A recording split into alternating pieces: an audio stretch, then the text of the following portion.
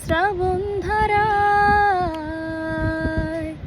এত চেনা কে খুঁজে পাও যা আমার মাঝে নেই।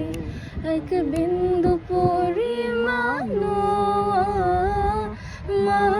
আমার সরল রেখার চিন্তাধারায় আড়াআড়ি করে দাগ কাটো কেন নাকি কাঁদিয়ে আমাকে সে চোখের জলে ভেজো তৃষ্ণার তোর হৃদয় শুধুই আমি মরেছি কার মতো।